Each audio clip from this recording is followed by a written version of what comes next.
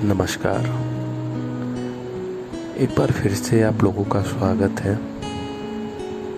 मैं आज आपको फिर से लिए चलता हूँ सफ़रनामा के दूसरे भाग पे, और कल की तरह आपका ज़्यादा समय ना लेते हुए एक बार फिर कहानी की तरफ बढ़ते हैं।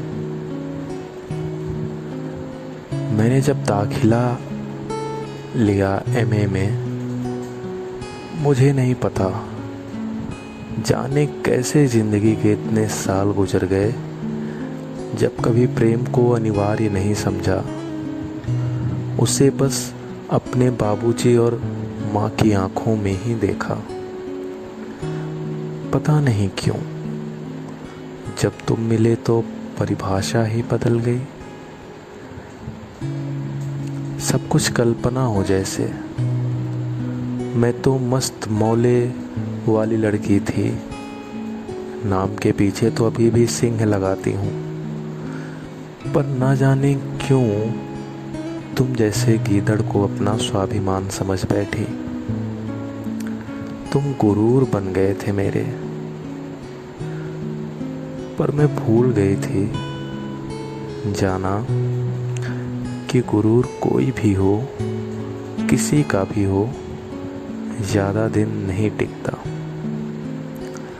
जो मुझसे पीछा छुड़ाने के खातिर देश को ही अलविदा बोल गया, उसे पता था मैंने मोहब्बत दिल से की है, उसका पीछा कभी नहीं छोड़ूंगी।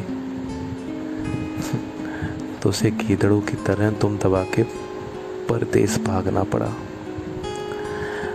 तुमसे पहले मेरी दुनिया बहुत छोटी सी थी, कुछ दोस्त, अपनी पढ़ाई और परिवार, बस। लेकिन जब तुमने मेरी ज़िंदगी में अपनी हाजिरी लगाई तो मुझे अपनी दुनिया का विस्तार करना पड़ा। उसे मैंने ना चाहते हुए भी पढ़ाया और तुम्हें सबसे ऊपर का दर्जा देने लगी। तुम्हारी तरक्की की दुआ मैं भी करने लगी।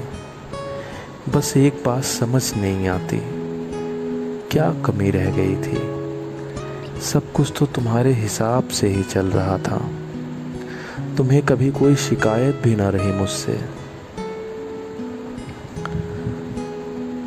बिना बात ही मेरे अरमानों का कत्ल किया तुमने।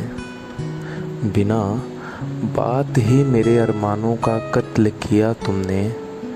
बताओ कैसे फरेबी आँखों में मोहब्बत छुपाया तुमने। बताओ कैसे फरेबी आँखों में मोहब्बत छुपाया तुमने। ये कोई शेर नहीं है, बस रूह सितम खा के चित पड़ गई है और सिर्फ शिकायतों का ढेर है उसके पास। तुम मेरी बद्दुआ से तो अभी कोसों दूर हो, पता नहीं क्यों अभी भी तुम्हारी सलामती की दुआ मांग रही। कहानी का दूसरा भाग भी यहीं ख़त्म होता है। अगला भाग जल्द ही प्रेषित होगा और मैं लेके आऊँगा आप लोगों के सामने। तब तक के लिए धन्यवाद।